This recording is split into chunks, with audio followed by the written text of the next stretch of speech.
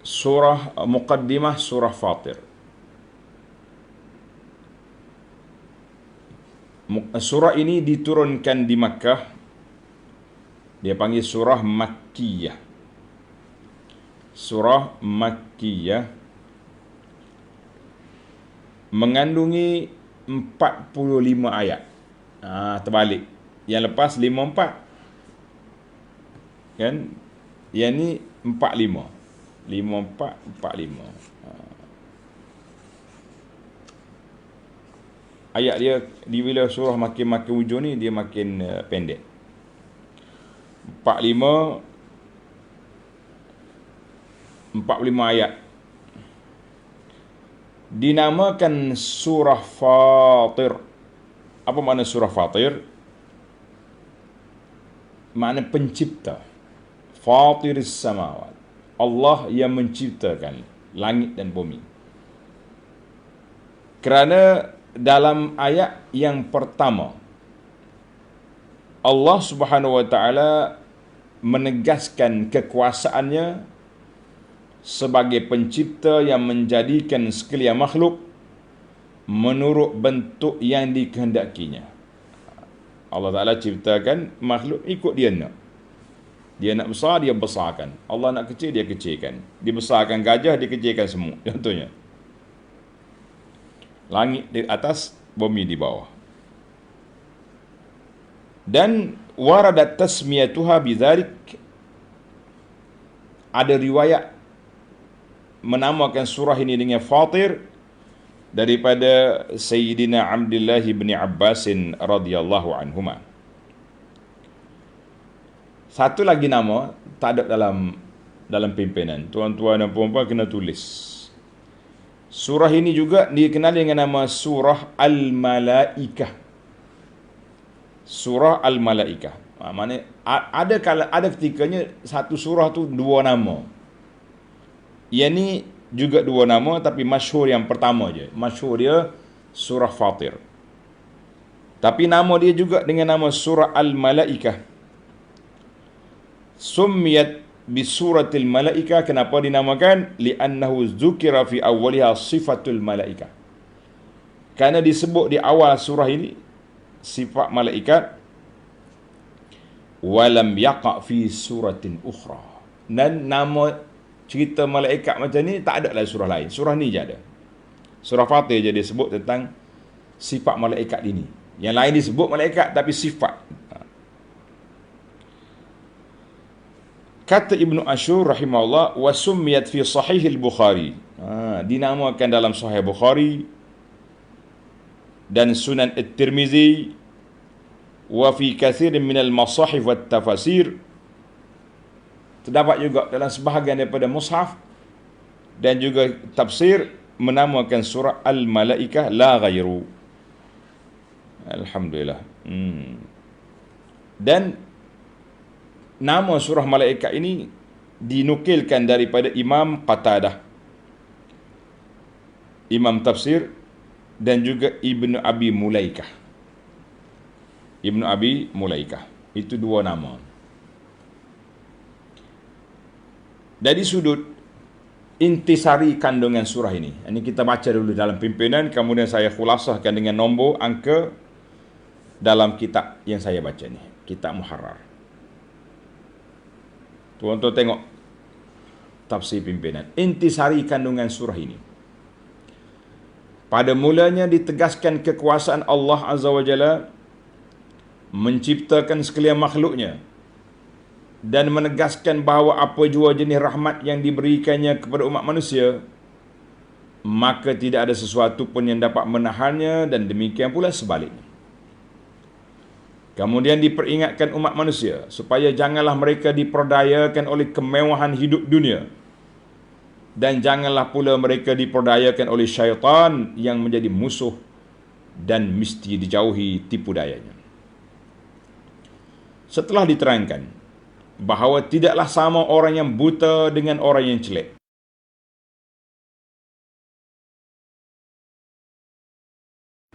serta suasana yang teduh dengan yang kencang panasnya. Lalu ditegaskan bahawa tidaklah sama orang yang hidup hatinya dengan iman dengan orang yang mati hatinya disebabkan sikapnya tetap berdegil di dalam kekufuran. Kemudian Allah Ta'ala menerangkan bahawa Allah jadikan Al-Quran itu diwarisi oleh orang-orang yang dipilihnya dari kalangan hamba-hambanya. Maka di antara mereka ada yang berlaku zalim pada dirinya sendiri dengan tidak mengendahkan ajaran Al-Quran. Dan di antaranya ada yang bersikap sederhana. Dan di antaranya pula ada yang mendahului orang lain dalam berbuat kebajikan dengan izin Allah. Setelah itu dikemukakan satu persatu pertanyaan yang berupa amaran kepada golongan yang masih berdegil dalam keingkaran dan kekufurannya. Bukankah mereka pernah mengembara di muka bumi dan menyaksikan bagaimana kesudahan kaum-kaum kafir yang telah lalu zamannya? Surah ini diakhiri dengan menegaskan bahawa kalaulah Allah Subhanahu wa taala mengirakan kesalahan manusia serta menyeksakan mereka terus disebabkan amal-amal jahat yang mereka telah kerjakan, tentulah ia tidak membiarkan tinggal di muka bumi sesuatu makhluk pun. Akan tetapi Allah tidak terus berbuat demikian. Bahkan Allah memberi tempoh kepada mereka hingga ke suatu masa yang tertentu supaya orang-orang yang ingkar itu kembali insaf dan bertaubat, dan orang-orang yang degil akan bertambah azabnya. Kemudian apabila sampai tempoh mereka, maka Allah akan membalas masing-masing dengan adilnya, kerana sesungguhnya Allah sentiasa melihat dan mengetahui akan keadaan sekalian hambanya. Tamatlah petikan kita dalam mukaddimah dalam kitab pimpinan. Sekarang ini kita ambil dalam tafsir Al-Muharrar. Maqasidus surah, objektif surah ni apa dia? Yang pertama, isbat wahdaniyatillah, nak mengisbat, menetapkan keesaan Allah Azza wa Jalla dengan cara at-tazkir, memperingatkan nikmat Allah yang banyak di atas alam ini. Jadi kita kena ingatlah. Allah kata peringatkan nikmat supaya kamu ingat Al-Mun'im, siapa yang beri nikmat itu. Yang kedua, isbatu qudratillahil kamilah, nak mengisbatkan kuasa kudrat Allah Ta'ala yang sempurna. Di antara kudrat kuasa Allah Ta'ala itu membangkitkan hambanya, makhluknya selepas daripada mati. Yang ketiga, isbatu sidqir Rasul sallallahu alaihi wasallam, mengisbatkan benarnya Rasul sallallahu alaihi wasallam. Ini tiga dia panggil objektif surah. Adapun isu yang dibangkitkan, yang disebut dalam surah ini ada 16. Maudu'at as-surah ada 16 perkara. Jadi para pelajar ini boleh tulis sebab saya akan letak nombor mudah sikit daripada yang pimpinan tadi. Yang pertama, iftitahus surah bihamdillahi ta'ala. Allah Ta'ala mulai surah ini dengan puji dia, Alhamdulillah. Dan Allah Ta'ala menjadikan langit dan bumi, menjadikan malaikat sebagai rusul, utusan dia di antara Allah dengan makhluk di bumi. Ada yang bawa wahyu, ada yang bawa macam-macam. Dan juga Allah Ta'ala menetapkan kuasa mereka ke atas setiap sesuatu. Allah menetapkan kuasa dia, qudratihi, di atas semua perkara, duduk di bawah kuasa Allah Azza wa Jalla. Yang kedua, zikru ba'di mazahiri qudratillah, menyebut sebahagian daripada tanda-tanda kekuasaan Allah Azza wa Jalla pada makhluk-makhluk dia, dan juga nikmat-nikmat ke atas hamba dia. Nak tengok kuasa Allah, kita tengok ke makhluk ini. Macam mana Allah Ta'ala boleh buat besar, perjalanan yang sangat teratur. Kita atur jalan raya pun banyak yang aksiden. Allah atur perjalanan cakrawala, perjalanan atas dunia ni, tak ada apa yang taksidin.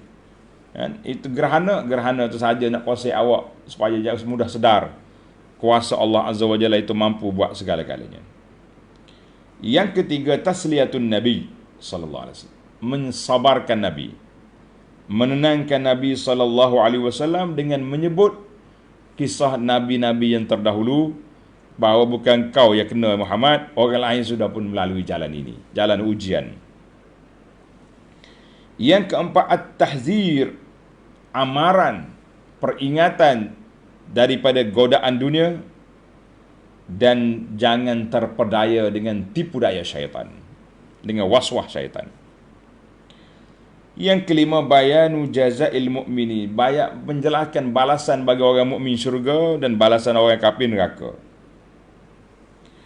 Yang keenam, Allah Ta'ala ungkit nikmat dia dengan dihantarnya angin, turunnya hujan, menghidupkan bumi yang sudah kering kontang, bumi yang mati, kering kontang. Ini semua dalil-dalil kepada kebangkitan semula dan perhimpunan manusia di mahsyar. Yang ketujuh, bayanu atwari khalqil insan, menjelaskan peringkat kejadian manusia, daripada air mani, darah, seketul daging, jadi baby, besar, tua, mati. Dan juga tanda kekuasaan Allah Ta'ala dan nikmat dia di lautan dan di sungai, benda air, dalam air. Yang ke-8, zikru iftiqaril khalqi, menyebut tentang manusia seluruhnya berhajat kepada pertolongan Allah, berhajat kepada rezeki yang Allah beri, dan Allah Ta'ala tidak perlu kepada makhluk. Habis hak kita ibadat ni, ibadat untuk kita, bukan untuk Allah. Yang ke-9, takrir, menetapkan bahawa setiap orang tidak akan menanggung dosa orang lain secara peribadi. Tapi dosa bersebab ada kaitan. Pada asalnya setiap orang dosa dia. Tapi kalau dosa bersebab, dia connect ni ada. Dan orang-orang yang melaksanakan nazar, iaitulah orang yang takut dan taat kepada Allah Azza wa Jalla. Dia bernazar. Yang ke-10, Allah Ta'ala buat bandingan orang kafir dengan orang mukmin.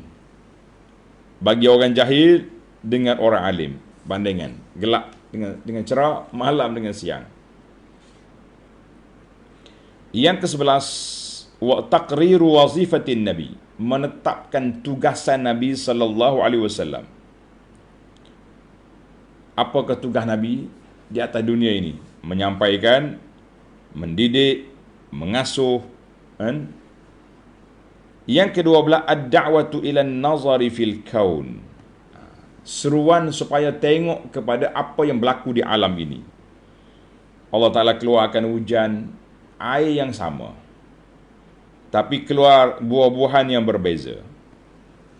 Pokok sebelah sama sebelah, yang ni rambutan, yang ni manggis, tak sama. Tengok pada bukit-bukit, bagaimana macam-macam warna bukit ada. Tengok pada manusia juga berbeza-beza watak dan juga rupa. Allahu Akbar. Kita tengok manusia. Ada manusia yang celaka, ada manusia yang takut pada Tuhan. Di antara orang yang takut pada Allah, iaitulah al-ulama. Innama yakhshallah min ibadihi al-ulama. Yang ke-13, bayanu fadlil ladina yatluna al-Quran, menjelaskan kelebihan orang baca Quran, mendirikan salat, dan memberi nafkah derma secara sembunyi dan juga secara terang-terangan. Yang ke-14, takrir, menetapkan bahawa kitab Quran ini turun daripada Allah Azza wa Jalla secara benar, membenarkan kitab-kitab yang terdahulu,